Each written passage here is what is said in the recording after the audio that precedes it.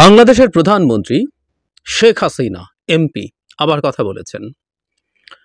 এইবার যখন কথা বলেছেন তাকে অবশ্য বাংলাদেশের প্রধানমন্ত্রী শেখ হাসিনা এমপি এসব বলা হয়নি। তাদের নেত্রী কথা বলবেন বলে একটা আমরা দেখেছি দ্য এটিম নামে একটা ফেসবুক পেজ আছে, যাদেরকে লোকজন ফান করে এতিম ডাকে। সেখানে তিনি কানেক্টেড হয়েছেন, তার কথা শুনলাম মন দিয়ে। আমি খুব মন দিয়ে তার কথা শুনি। আমার কাছে এটা একটা অসাধারণ বিনোদন এবং একটা অসাধারণ প্রশান্তি দেয়। সেই কারণেই দেখি, কেন দেয় সেই জায়গায় আসবো। এবং আমাদের মিডিয়াতে নিষিদ্ধ থাকলেও আমি মনে করি এটাকে আসলে পারমিশন দিয়ে দেওয়া দরকার। কিন্তু শুনতে শুনতে না ভীষণ করুণাও হয়েছে। করুণা মানে হলো এককালের দোর্দণ্ড প্রতাপশালী, মানে যার কথা ছাড়া নাকি গাছের পাতাও নড়ে না, সেই শেখ হাসিনার কি তুচ্ছ অবস্থা, কি বিশ্রী অসহায় অবস্থা, সেটা করুণার ব্যাপার। এবং এই করুণা আবার দুঃখ দেয় না, আনন্দ দেয়। একজন স্বৈরাচার কোন জায়গায় গেছেন, মানে কেন করুণা হয়, মানে আহারে শেখ হাসিনা এরকম বলার ইচ্ছে হয়। এবং এটা আনন্দের সাথে বলা। আমরা কিছু কিছু আহারে বলি কষ্ট নিয়ে, এই আহারে বলছি আনন্দ নিয়ে। আপনারা ইন্টারভিউটা দেখে নিতে, ইন্টারভিউ ঠিক না, উনি ইনফ্যাক্ট আড্ডায় যোগ দিয়েছেন। তার আজকে এত বাজে অবস্থা। আসবো কাদের সাথে কথা বলেছেন, আপনারা তাদের কথা শুনলেই বুঝবেন। আচ্ছা, উনি অনেকগুলো কথা বলেছেন। আমি ঠিক জবাব দেব না, জবাব দেওয়ার কিছু নাই। ক্ষমতা হারানোর শোকে উন্মাদ হয়ে যাবে। শুধু ক্ষমতা হারানো না, ক্ষমতা হারানোর পর সেই জায়গায় বসেছেন এমন একজন যাকে তিনি জেলের ভাত খাওয়াতে চেয়েছিলেন, ডক্টর ইউনূস। মানে শেখ হাসিনার পতনে তিনি যত দুঃখ পেয়েছেন, কাটা ঘায়ে নুনের ছিটা বলে না, সেই ছিটা হয়েছে ডক্টর ইউনূস তারপর ক্ষমতাটা পাওয়ার ক্ষেত্রে। ট্রুলি তাই। এটা প্রতিবার তিনি যখন কথা বলেন এই আগুন চেপে রাখতে পারেন না, উগরে দেন। কি কি বিষয়ে কথা বলেছেন আমরা প্রেডিক্ট করতে পারি। তারপর আমি একটু জাস্ট বিষয়গুলো উল্লেখ করি। আমাদের নাকি বাজেটে টাকা নেই, উনি অনেক টাকা রেখে গিয়েছিলেন। সামাজিক সুরক্ষা ভাতা বন্ধ, দু একটা একটু কমেন্ট করি। এর মধ্যে বিভিন্ন রকম ভাতার কথা বলেছেন, মুক্তিযোদ্ধা ভাতা ইত্যাদি ইত্যাদি। এটা বন্ধ রাখা হয়েছে। আসলে তারা চুরি করে গেছে, উল্টো পাল্টা লোকের নামে দিয়ে গেছে। অন্তত 50% অ্যাটলিস্ট, এটা সেই সরকারের সময় বলা হয়েছিল। সেগুলো রিচেক করা আছে, তবে সরকার এগুলো একটু ফাস্টার করা দরকার। পুলিশকে নিয়ে বারবার কথা বলেছেন, আমি এই জায়গায় আসবো। এখানে একটা আমাদের কেয়ারফুল থাকতে হবে। ডক্টর ইউনূসের প্রসঙ্গে যখন এসছে, সুদখোর এই করছে, ওই করছে, গরিবকে সুদ দিয়ে শেষ করে ফেলছে, তিনি জেলে থাকার কথা ছিল, সেই মামলা তুলে ফেলেছে। এই ক্ষোভ তার আসলে যায় না। ডক্টর ইউনূসকে একদিনের জন্য হলেও জেলের ভাত উনি খাওয়াতে সম্ভবত চেয়েছিলেন, বাট শি ফেইলড। এর ছাড়া উনি ওনার ঋণ নিয়ে কি করেছেন না, মানে ট্যাক্স নিয়ে কি করেছেন এসব কথাবার্তা।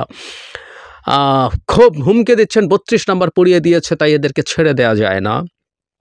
ছাত্রলীগ ব্যান করা নিয়ে বলেছেন, এবং ব্যান করার কেসে হুমকি দিচ্ছেন, দারুণ সব হুমকি। ইউনূস নাকি ক্ষোভের আগুনে, ক্ষমতার লাভের, মানে তার ক্ষমতার যে লোভের আগুন, সেটা দিয়ে সারা দেশ ছারখার করে দিচ্ছে। দেশের গরিবের খুব খারাপ অবস্থা। শেখ হাসিনার সময় তিনি বলছেন একজন দিনমজুর কাজ করে তার পুরো পরিবার মেনটেন করেও সঞ্চয় করতে পারতো, আর এখন একজন দিনমজুর সারাদিনের উপার্জন দিয়ে এক বেলাও খাবার কিনতে পারে না। ইয়াস, জাস্ট শুনে যাই আমরা। কোনো সাংবাদিকতা করা যাচ্ছে না, কোনো রকম কোথাও নাকি সাংবাদিকতা হচ্ছে না।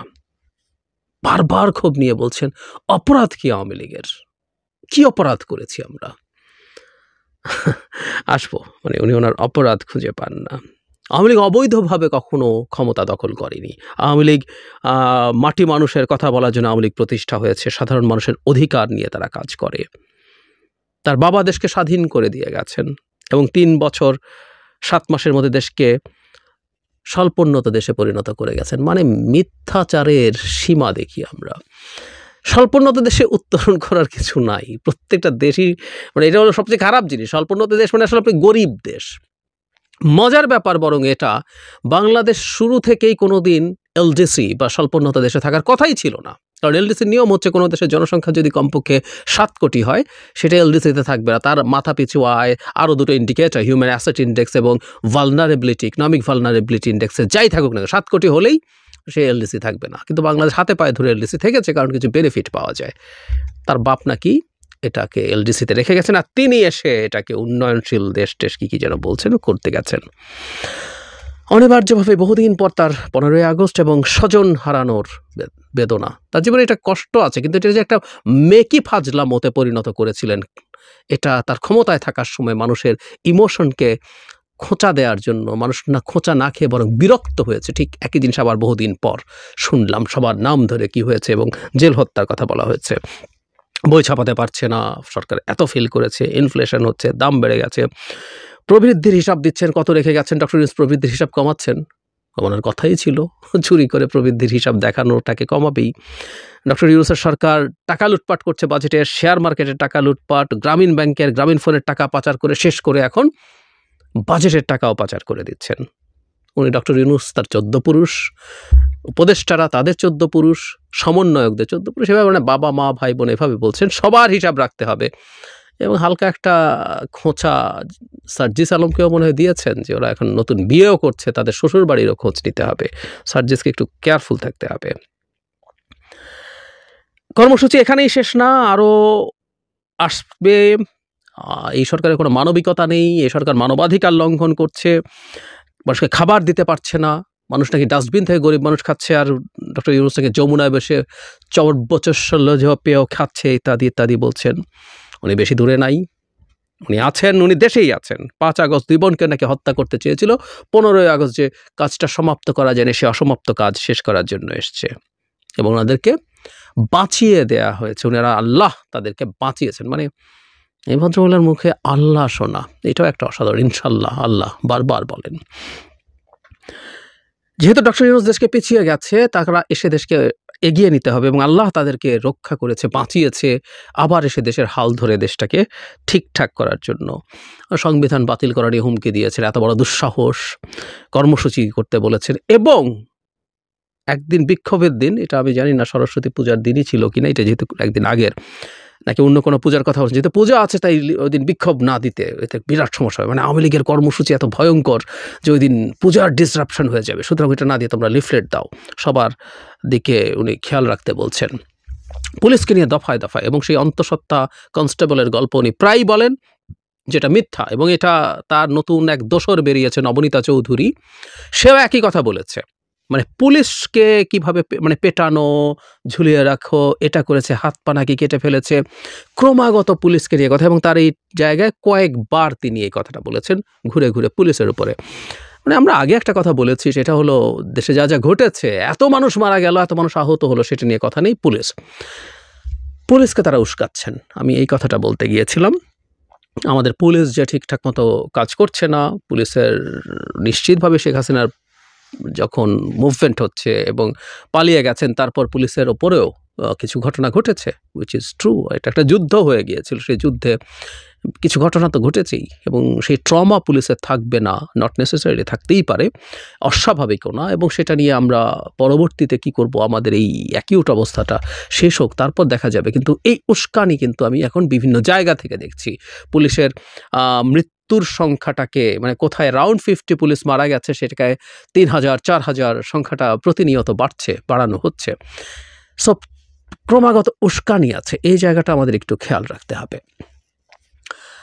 যে জিনিসটা বলছিলাম, মানে শেখ হাসিনাকে নিয়ে, তার কথা নিয়ে, কথা বলা নিয়ে যতবার বলি ততবার এই কথাটা বলি, অনেকে পছন্দ করেন না যে তাকে নিয়ে আলোচনার কি আছে, তাকে আলোচনা দিয়ে গুরুত্ব দিচ্ছি। ওই যে বলছিলাম যে আহারে শেখ হাসিনা, এই আহারেটা খুশির আহারে, তার তুচ্ছ অবস্থা দেখার আনন্দ। একটা দুজন মানুষ আপনারা দেখবেন, তাদের কথাবার্তা, তাদের অ্যাটিটিউড, তাদের বহুজনের আওয়ামী লীগকে সার্ভ করার যেভাবে তারা চাইছেন, সেই মানুষগুলোর সাথে ওখানে গিয়েও তাকে কানেক্টেড হয়ে এখন কথা বলতে হয়। এই করুণ অবস্থা শেখ হাসিনার, এই করুণ অবস্থা শেখ হাসিনার। মাঝে মাঝে তো 2-1টা জায়গায় সকল জনসভা বা সমাবেশের মতো করিয়ে সেখানে বক্তৃতা করেছেন। এবার এরকম একটা অত্যন্ত তুচ্ছ ধরনের দুজন মানুষ, যাদের কারো কারো বিরুদ্ধে মানে বিভৎস সব অভিযোগ আছে, নোংরা সব অভিযোগ আছে, এরকম মানুষদের সাথে উনি এখন তাদের সাথে লাইভ কনভারসেশনে যুক্ত হয়ে কথা বলছেন। আহারে শেখ হাসিনা, দেশে থাকার সময় এটা করছে, সে সেটা করছে, টপ ব্যবসায়ীরা তেল দিচ্ছেন তাকে, গান গাইছেন তার জন্য, প্রথমত আমি তোমাকে চাই, দ্বিতীয়ত তোমাকে চাই। কেউ কবরে যেতে চান, কেউ মৃত্যুর পর তার সাথে থাকতে চান, তার নামে স্লোগান দিচ্ছেন। শিল্পী, সোকল্ড শিল্পী, কবি সাহিত্যিকরা তার পেছনে, দলের লোকজন তো আছেই, আমলারা, মানে কে না, কে না। সেই শেখ হাসিনা আজকে থার্ড ক্লাস কিছু লোকের সাথে গিয়ে তাদের সাথে কনভারসেশনে অংশগ্রহণ করছে। ভীষণ আনন্দের ব্যাপার। মানে আমার কাছে শেখ হাসিনা এবং তার এই রেজিম ক্ষমতা থাকার সময় একটা জিনিস মনে হতো, এই একটা জিনিস দেখা দরকার, একটা জিনিস কি দেখতে পারবো, অনেকের মনে হতো। সেই জিনিসটা দেখা হলো।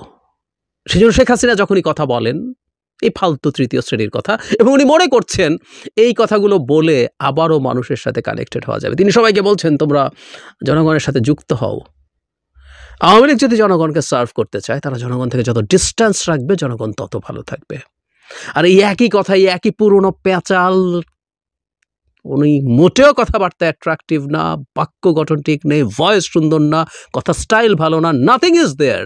পাওয়ারে ছিল বলে লোকজন তাকে চাটতো, এখন মনে করছেন মানুষকে এটা দিয়ে উনি আবার ইয়ে করবেন পতিত হওয়ার পর।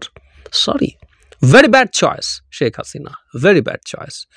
কিন্তু উনি করছেন একই রকম কথা, সেই আগের মতো কথা, কিন্তু এখন আর হাততালি দেওয়ার লোক নেই, এখন আর তেল মারার লোক অত নেই। কিন্তু উনি বলছেন ভাল লাগছে, এবং ওইটাই বললাম যে তারা ভীষণ রকম ভুল পথে আছে। এটা যতবার দেখি ততবার ভাল লাগে। তিনি নাকি দেশে আসবেন, তিনি দেশে আসবেন, এই কথা যতবার বলবেন, আওয়ামী লীগের যদি কোনো পুনরুত্থানের সম্ভাবনা, পুনরুজ্জীবনের সম্ভাবনা যদি 20-25 বছর পরও থাকে, সেটা আরও দূরে যেতে থাকবে। তিনি, তার বোন, একটা পুরো পরিবার ডাকাত, একটা পুরো পরিবার মাফিয়া। এমনকি তাদের পরিবারের যে সন্তানটা ব্রিটেনে থেকে বড় হয়ে ব্রিটেনের এমপি হয়েছে, টিউলিপ, সেও ডাকাত হয়ে গেছে। এটা এমনই অভিশপ্ত পরিবার। সুতরাং তারা যদি যতই বলতে থাকবেন, তারা আছেন, তারা দেখবেন আল্লাহ তাদেরকে বাঁচিয়ে রেখেছেন। আমি আগেও একদিন বলেছি, আমি রিপিট করি কথাটা, আল্লাহ তাকে আসলে বাঁচিয়ে রেখেছেন তাকে প্রতিদিন মৃত্যু দেওয়ার জন্য। শেখ হাসিনার মতো একজন নার্সিসিস্ট, একজন হিউব্রিস সিনড্রোমে ভোগা মানুষ, যিনি নিজকে গডের মতো কিছু মনে করতে শুরু করেছিলেন, সেই মানুষের ক্ষমতায় নেই। প্রতিদিন ঘুম থেকে উঠে, বা আদৌ ঘুম হয় কিনা জানি না, সে উঠে এটা দেখে, এর চাইতে বিভৎস কষ্টকর কিছু নেই। মৃত্যুর চাইতে জন্য তার জন্য বেটার অপশন ছিল। এবং উনি উঠে দেখেন ডক্টর ইউনূস ক্ষমতায়। এটাও যে বললাম কাটা ঘায়ে নুনের ছিটা। ওনার ফেসটা দেখার খুব কৌতূহল হচ্ছিল। মানুষের অনেক কিছু তো আসে, যদিও তারা এখন বিরাট লম্বা লম্বা কথা বলে, কিন্তু ফেস দেখায় না। আমরা মিস্টার আরাফাতকে ইন্টারভিউ দিতে দেখেছি, নিরাপত্তার কারণে তারা ফেস টেস দেখাচ্ছে না। আসলে ফেস দেখান না কেন আমরা বলতে পারি, কারণ প্রচুর মেসেজ আমরা ফেস থেকে পাই। এই শেখ হাসিনার ফেস আমরা যদি কেউ দেখব, ওনার বয়স যা দেখা যাচ্ছিল, ক্ষমতায় থাকার তো একটা ভাব আছে, জোশ আছে, অরা আছে, তেলে ভাব আছে, সব শেষ। উনি একজন ডিফিটেড, যাচ্ছে তাই ডিফিটেড মানুষের লুক তার আছে, সেটাই দেখতে দিতে চান না। অন্তত এটা সামলে ওঠার জন্য যতটা সময় লাগে নেবেন, তারপর ভিডিও কলে আসবেন। একটা বটম লাইন আছে, সব কিছু বলার পর আবার একটা কথা বলি, একটু স্ববিরোধিতা শোনাতে পারে। শেখ হাসিনার কথা বলার বিরুদ্ধে আমাদের সরকারকে ক্রমাগত চাপ প্রয়োগ করতে হবে, এটা বন্ধ করার চেষ্টা করতে হবে। এটার দারুণ একটা পজিটিভ দিক আছে। আমি প্রায় বলি যে এটা মানেই হচ্ছে আমাদের আনন্দ, এক ধরনের আমাদের তো ইনস্টিংক্ট আছে, ইড আছে, সো কত ইনবোর্ন ইনস্টিংক্ট আছে। মানে আমার যে মানুষটা আমাদেরকে এইভাবে টর্চার করে গেছে, দেশটা শেষ করে গেছে, তার এই বিভৎস অসহায়ত্ব দেখার চেয়ে আনন্দের কিছু হতে পারে না। কিন্তু একই সাথে যে বলছিলাম যে স্ট্র্যাটেজিক্যালি এই জিনিসটা খুবই গুরুত্বপূর্ণ হবে যদি তার এই জিনিসগুলো ভারতকে চাপ দেওয়ার মাধ্যমে রোধ করা যায়। সরকারের সেই চেষ্টাটা চালিয়ে যেতে হবে, দেখা যাক কি দাঁড়ায়। আর যদি এর মধ্যে আসে, আবারও শুনবো, আবারও কথা বলবো, এই আনন্দটা সবার সাথে শেয়ার করব।